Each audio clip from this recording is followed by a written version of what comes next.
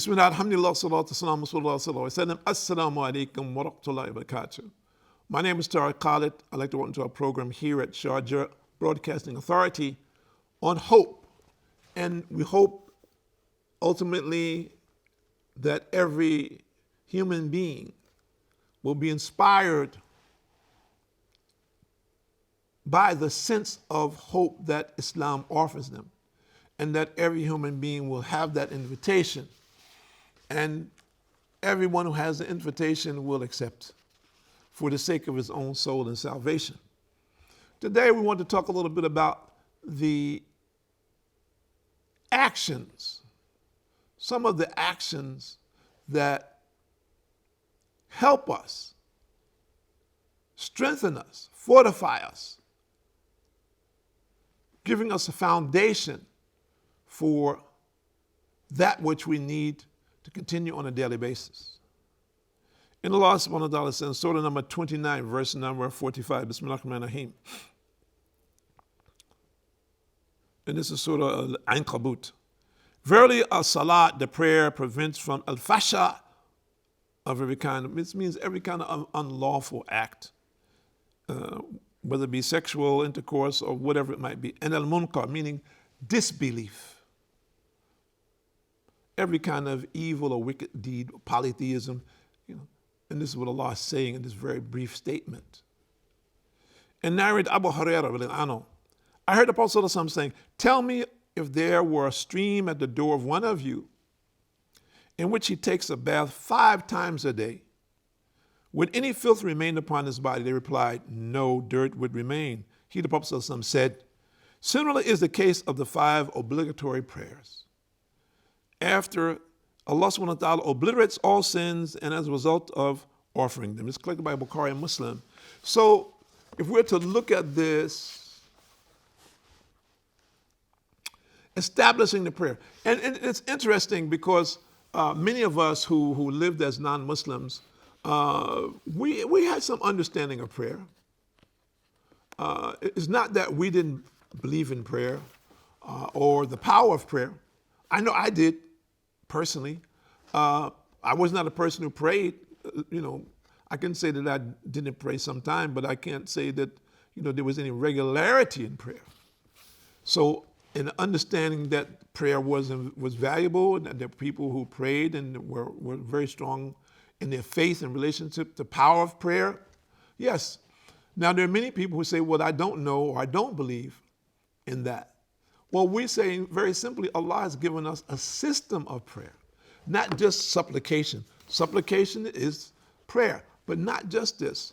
That Allah has given us a system and methodology of prayer. Now, very interesting that this prayer 5 times a day previously was only done by the prophets of Allah.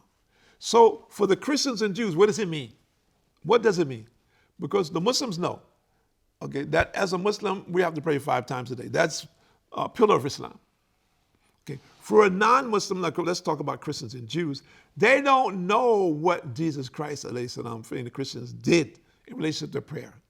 The Jews, they don't know what Musa, alayhi did in relationship to prayer. I would say general population doesn't know, but there may be some among them, the scholars who do know what they did. And I have seen people who have researched, and it's very interesting to see that they have some knowledge of the minimal parts of what we do in terms of praying. And the first thing, of course, is washing. Some sense of purity, washing the body, because you're going to pray to the most pure. There is some what we call form of ruku, where we bow, and then stand, and then what we call sujud, prostration.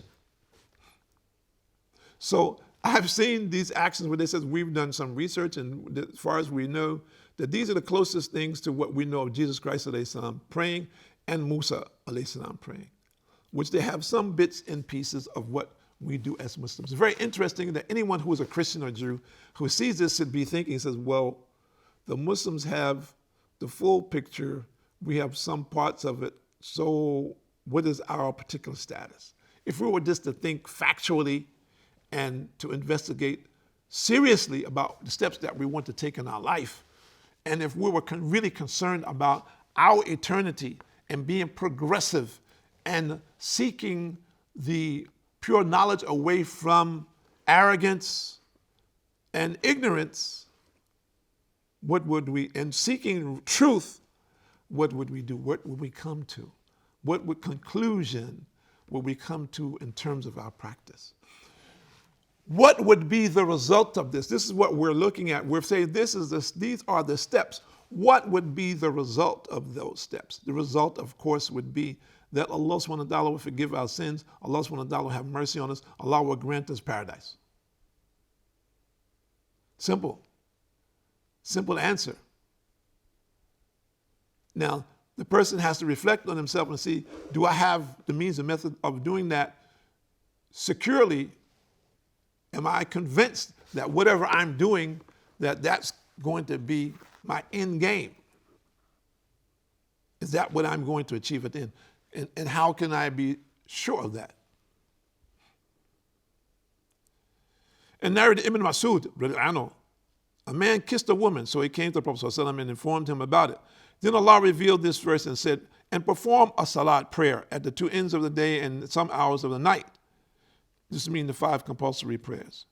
Verily, the good deeds remove the evil deeds. The man asked the Prophet ﷺ whether this referred to him especially. And the Prophet ﷺ said, it refers to all people of my nation. It's collected by Bukhari and Muslim. So we should seek the forgiveness of Allah in this means and method. This is prescribed for, what does it mean? It's prescribed for every believer. What does every believer mean? The person who believes in the oneness of Allah and submits to Him in Islam. For this time, these are the steps that we have to take. Establish the prayer for the sake of your own salvation. Think about this. As we always ask everyone, think about your present condition. What is your status in relationship to this world and relationship to your hereafter? How much have you done in this world that will be of value to your hereafter? How much have you done in this world that will be injurious to your hereafter? We need to understand, if you don't know, if you don't have a means of a comparative analysis, then you need to study. You need to find out. It is easy. And I find a lot of people, young people, think, well, I'm just doing my thing now. And, as life goes on, I'll make changes later on in life. When I get older, maybe I'll check this out or check that out. I'm enjoying my life and I'm just, traveling along at my own pace, kind of doing my own thing. Very dangerous, very precarious means and methodology. People say, well, they're young, they don't know. No guarantee they're going to get old. No guarantee that you are going to get old. And this is not morbid thinking, it's a reality.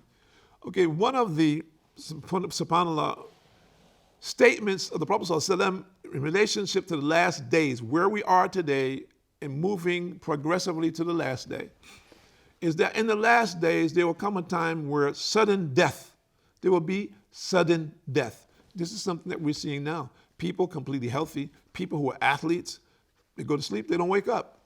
There was no illness, no sickness, they didn't take poison, they didn't wake up. And everybody you talk to now says, I know of someone like that, or I've heard of this situation. It's very strange. It's subhanAllah. So the point I'm making is there's no guarantee that Allah is going to give you that flexibility. I tell young people all the time, you see this here? There's no guarantee that you will look like this. There's no guarantee that you will reach my age. There's no guarantee that I will take one more breath myself. So you need to have that reality. The sooner you have that reality, the more you can begin to do presently towards your hereafter. So we should think from the back forward, not from the front backwards to the end. Meaning let's think about our demise. Let's think about that. And people say, oh, brother, we're talking about hope. I'm talking about hope. You telling me about hopelessness? Oh, brother, I'm depressed. You depress me. No. Why should we be depressed? We're the believers in Allah. If you're not a believer in Allah, then your condition may be different. The believer in Allah, he wants to return to his Lord. He believes that in returning to his Lord, he will never want to return to this life. Once he sees the paradise, he smells the paradise, he will never return to this life except to want to be able to do more good deeds and to cancel out whatever it is that he's done, knowing that now he's seen what Allah has in store for him. So we're saying that to be prepared, thinking from the end that my demise can come in any second, not minute, any second could be it for me. All right. So what would I do? So first thing I need to what? Ask Allah, forgive me for all of my sins. Every sin that I've ever committed, that which I can remember, that which I cannot remember, that which I did unknowingly, please forgive me for every sin. Purify me, keep me away from sin and from sinful people and sinful actions, sinful situations, sinful thoughts, sights, hearing, smelling, speaking, all the senses. Allah protect me from those things, being inclined toward sinful acts or any act which is not beneficial for me or which is harmful to others. Just think about it. This becomes what we're talking about, a method of protection. This is our safety zone. This is my personal safety zone. We will not find that in any physical object. There's no physical, he says, guys, well, I'm going to ride around in a tank. That's why I got this big car. Okay, as an example. I have a very big, powerful car. So if anybody hits me, I don't get hurt. That is no guarantee, man. You could be riding around in a tank on the highway, an example, and somebody tap it with a motorcycle and you die. See? Excuse me. So this is not, why? Because the criteria for our death is written with Allah. The criteria with our death is not, our destiny is not up to us. But we can become aware and conscious of it and do the things to prepare ourselves and to prepare that which is ahead of us. So these are the steps that we can consciously and should take positively and not be negative or think negatively about it. So we take in consideration our return to Allah in a positive note, not negatively, not in fear, but in understanding, comprehension, and also seeking Allah's forgiveness and believing in Allah's mercy.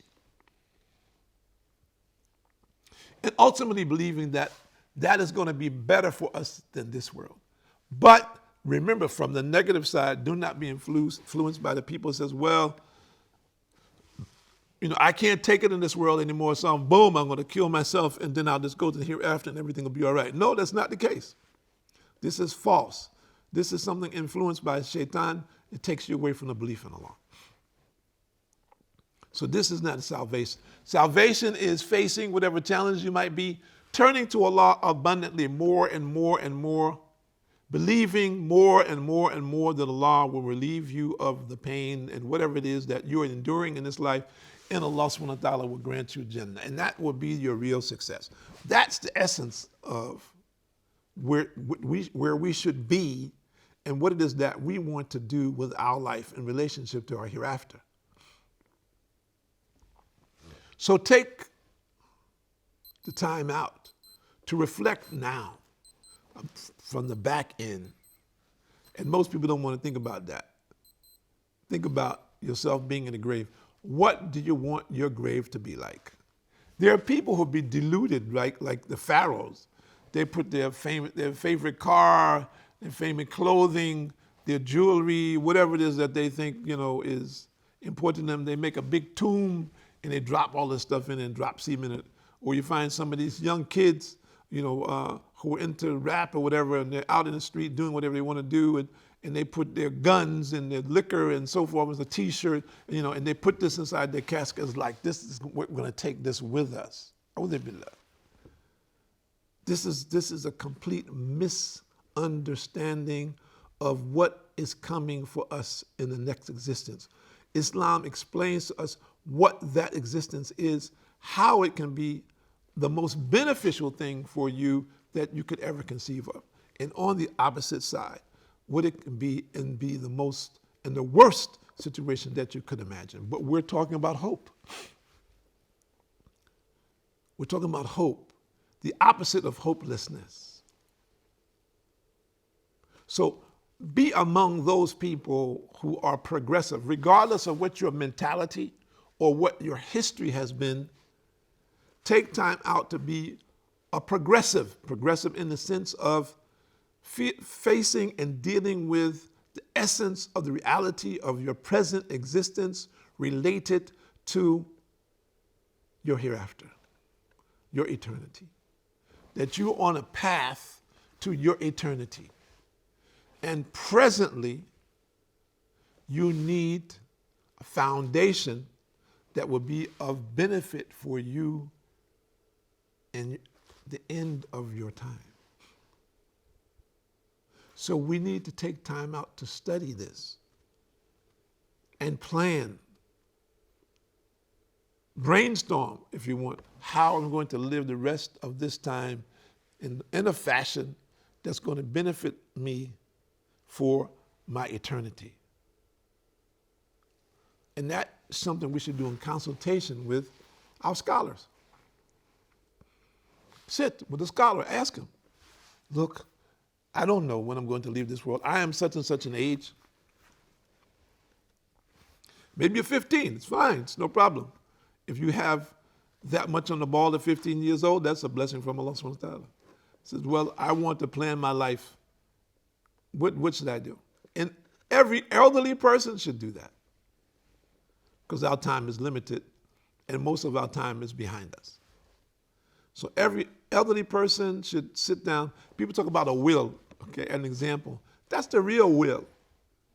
The real will about how am I going to spend the remainder of my time on this earth in a way that's going to be most beneficial for me and my hereafter. And how am I going to discipline myself to put this into practice on a daily basis? So we wish and we pray for all of us who are out there, the believers, that in this time that Allah bless all of you and give you the maximum achievement in this world in hope for your hereafter, which will benefit you ultimately in your hereafter, and make it easy for you in this life and easy for you to make the transition into the next life. My name is Tariq Khalid. I'd like to thank you for joining us here at Sharjah Broadcasting Authority on hope. In hope, all of us have hope if we're taking out the time now to obey the commandments of Allah subhanahu wa ta'ala in the way that He has commanded us to do them, which will be the most benefit for us in this life and ultimately in the hereafter. Assalamu alaikum wa rahmatullahi wa barakatuh.